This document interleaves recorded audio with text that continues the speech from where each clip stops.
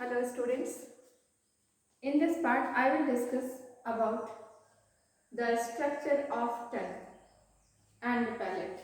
In the previous class I have discussed about the structure of tooth and the characteristic feature of human tooth. In this part I will discuss about the structure of tongue.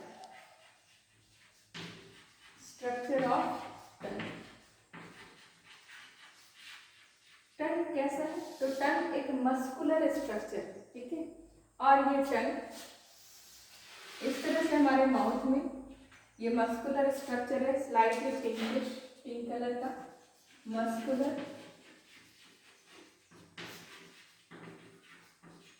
और जो muscle है, ये muscle यहाँ पर कैसा है?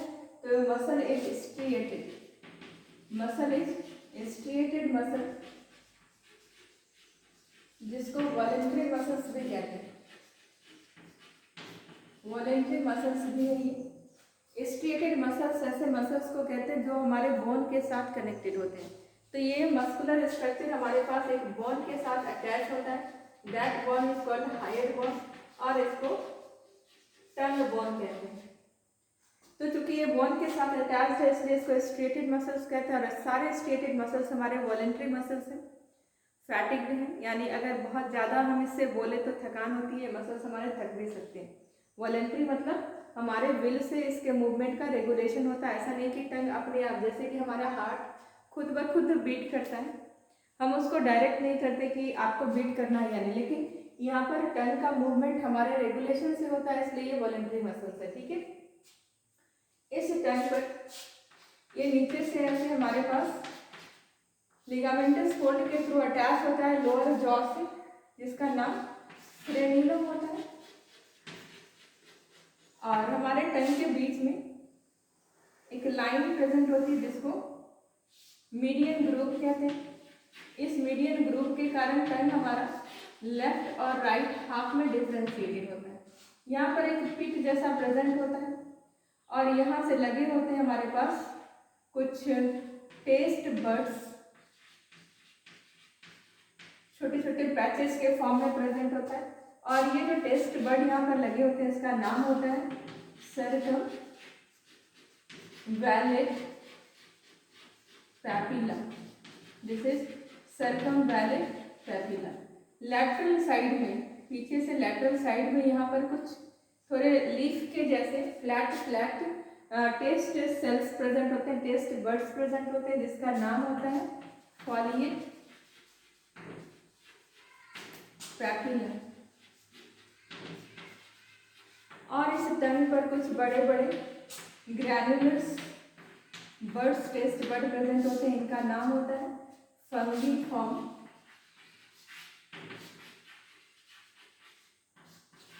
Papilla. और कुछ न्यूमरस छोटे छोटे ग्रैन्युल्स प्रेजेंट होते हैं। ये जो सबसे ज़्यादा नंबर में प्रेजेंट होते हैं इनका नाम होता है फिंगिफॉर्म पैपिला।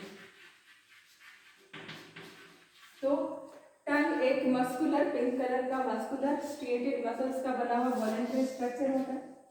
इसके पास ये खास है, ये स्पीच में हेल्प करता है। इसके मूवमेंट, लिप मूवमेंट, टंग मूवमेंट के साथ हम हमारा फोनिक्स डिसाइड होता है, स्पीच डिसाइड होता है। टंग मूवमेंट के साथ लिप मूवमेंट होता है तो हम वर्ड्स को प्रोनाउंस कर पाते हैं, तो स्पीच में इंपॉर्टेंट रोल को प्ले करता है।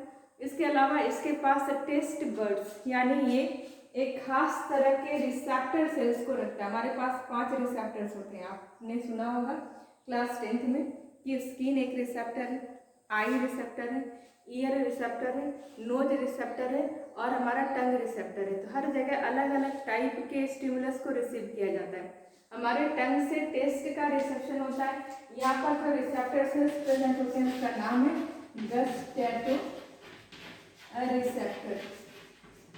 गस्टैटो रिसेप्टर्स प्रेजेंट है, यानी टेस्ट बर्ड्स प्रेजेंट है।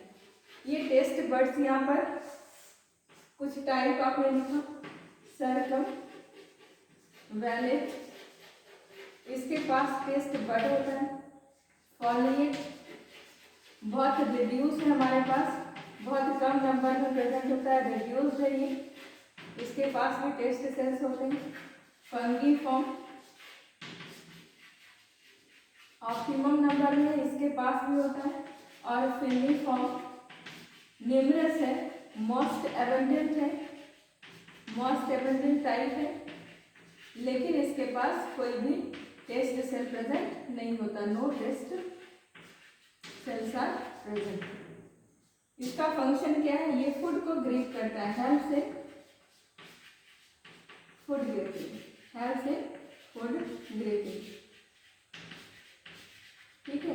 तो टेस्ट बड्स के कारण डिफरेंट डिफरेंट टाइप के टेस्ट को ये डिटेक्ट कर पाता है, इसलिए ये गस्टेटो रिसेप्टर होते हैं। हमारे टंग पर एक खास रीजन प्रेजेंट है, जैसे ये एंटेरियर टिप है, ये एंटेरियर लैटरल है, ये पोस्टेरियर लैटरल है, और ये बीच का सेंट्रल पार्ट है। हर एक पार्ट पर एक खास तरह के टेस्ट का साइट होता है, जैसे एंटेरियर टिप स्वीट, सॉल्टी, सावर और बीटर, इन टेस्ट को ये आइडेंटिफाई करता है, ठीक है। इसके अलावा इस टंग का क्या फंक्शन है, तो टंग हम मूव करते हैं बोलने के लिए, और फूड को सलाइवा के साथ मिक्स करने के लिए, और टंग के हेल्प से हम मिक्स करके बोलस का फॉर्मेशन करते हैं, और इसको टूथ के नीचे आसानी से ठेलकर प्रेस करके भेजते हैं, ताकि ये टूथ इसको क्रश कर सके, और जो माउथ में डाइजेशन का प्रोसीजर है वो अच्छे से हो सके। तो ये था कुछ फंक्शन हमारे पास टंग का। ऑरल कैविटी में 3 स्ट्रक्चर हमने सुना था। पहला स्ट्रक्चर था टूथ, दूसरा स्ट्रक्चर अभी हमने टंग को सुना, next structure is palate. Oral cavity का नेक्स्ट पार्ट में हम लोग एक और भी स्ट्रक्चर को डिस्कस करेंगे, and that is palate. What is palate? आप अपने माउथ में जब टंग को, यही आपकी ऑरल कैविटी है, इस ऑरल कैविटी में टंग को जब आप ऊपर ले जाते हैं तो आपका टंग एक हार्ड पार्ट को स्ट्राइक करता है, दैट पार्ट इज पैलेट। अगर पैलेट नहीं होता तो पैलेट के कारण आपका ऑरल कैविटी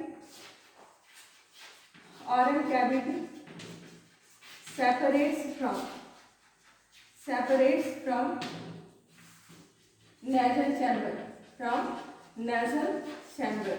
अगर ये नहीं होता तो फिर nasal chamber और ऑरल कैविटी दोनों हमारा एक ही जैसे होता, लेकिन इसके कारण एक पार्टीशन बना हुआ है, ठीक है। एक बात हो गई कि इसने nasal chamber के साथ ऑरल कैविटी को सेपरेट कर दिया। दूसरा, पैलेट पर आप देखेंगे, अपने टंग को जब पैलेट तक ले जाएंगे ऐसे ऊपर करके, तो आप देखेंगे कि जो हार्ड स्ट्रक्चर है इसको हम कह सकते हैं roof of our buccal cavity. इसको हम लोग बक्कल कैविटी का रूफ कह सकते हैं। इसके ऊपर आप टंग को जब मूव करेंगे तो कुछ इस तरह से ऐसे से हल्के हल्के फोल्ड्स आपको नजर आएंगे। तो इट कंटेन्स पैलेटाइन र्यूबी। ये र्यूबी क्या होता है? ये माइल्ड फोल्ड को हम र्यूबी कहते हैं। ये हेल्प करता है फूड ग्रिपिंग में, it helps in food gripping, it helps in food gripping. हो गया। इस पैलेट को, टंग को थोड़ा पीछे की तरफ ले जाएं तो आपको फील होगा कि आपने किसी सॉफ्ट पार्ट को टच किया है। तो इस पैलेट को 2 पार्ट में डिफ्रेंशिएट करते हैं, hard palate and soft palate. सामने का पार्ट जो है ये हार्ड पैलेट है, और पोस्टेरियर पार्ट को, जो पिछला पार्ट है उसको, पोस्टेरियर पार्ट को सॉफ्ट पैलेट कहते हैं। पोस्टेरियर पार्ट में यानी पिछले हिस्से में कुछ इस तरह का स्ट्रक्चर प्रेजेंट होता है सॉफ्ट पैलेट के पास। इस फ्लैप कर्टेन लाइक स्ट्रक्चर को कहते हैं यूब्यूला और फ्लैप लाइक स्ट्रक्चर, ठीक है। ये प्रेजेंट होता है पोस्टेरियर पार्ट में। इसका फंक्शन क्या होता है? इसका फंक्शन है, देखो, ये हमारा नेजल चैम्बर है, ये हमारा ऑरल कैविटी है। जब ये नेजल चैम्बर, ये बीच में पैलेट, तो जब हम लोग फूड को स्वैलो करते हैं तो उस वक्त ये फूड हमारे पास यहाँ पर एक ओपनिंग होती है, इंटरनल लेयर्स की, यहाँ पर इंटरनल लेयर्स की ओपनिंग होती है नेजल चैम्बर में। तो जब आप फूड को स्वेलो करेंगे तो हो सकता है कि ये इंटरनल लेयर से होकर नेजल चैम्बर में फूड चला जाए। तो इसको प्रिवेंट करने के लिए यहाँ पर एक कर्टन लाइक स्ट्रक्चर प्रेजेंट होता है जिसको यूबुला कहते हैं। जब आप फूड को स्वेलो करते हैं तो ये यूबुला ऊपर जाकर के इंटरनल लेयर्स को क्लोज कर देता है, जिसके कारण फूड हमारा नेजल चैम्बर में एंटर नहीं करता। तो यूबुला का फंक्शन क्या हो गया? It prevents entry of food, it prevents entry of food in nasal chamber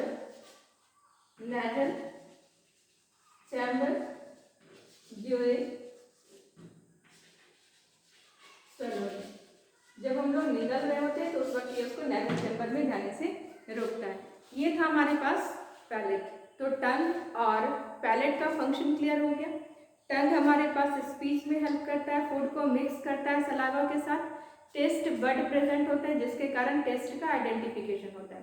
test bud circumvallate, foliate, filiform, fungiform. सबसे ज़्यादा फिलीफॉर्म होता है, इस पर कोई टेस्ट सेल्स नहीं होते लेकिन ये फूड को ग्रिप करता है। और सबसे कम फॉलिएट होता है, इसमें टेस्ट सेल्स होते हैं। ठीक है, इसके अलावा क्या था? तो इसके अलावा टंग पर कुछ स्पेसिफिक साइट है जैसे anterior tip sweet, anterior lateral sour, bitter and posterior lateral, और बीच में हमारे पास बीटर होता है, किनारे में हमारे पास सावर होता है। इसके बाद हम लोगों ने पैलेट को सुना। पैलेट को हम ऑरल कैविटी का रूफ कह सकते हैं। इस पैलेट को दो पार्ट में डिफ्रेंशिएट करते हैं, hard palate and soft palate. Hard palate पर रूगी प्रेजेंट होते हैं जो कि फूड की ग्रिपिंग में इंपॉर्टेंट रोल को प्ले करता है। यहाँ पर पैलेट होने के कारण आपका ऑरल कैविटी नेजल चैम्बर के साथ सेपरेट भी होता है। इस पैलेट के पिछले पोस्टेरियर पार्ट को सॉफ्ट पैलेट कहते हैं, जहाँ पर एक खास कर्टन लाइक स्ट्रक्चर प्रेजेंट होता है जिसको यूब्यूला कहते हैं। इस यूब्यूला के कारण फूड हमारा नेजल चैम्बर में एंटर नहीं करता जब हम फूड को स्वेलो करते हैं। ठीक है, ये था हमारे पास ऑरल कैविटी।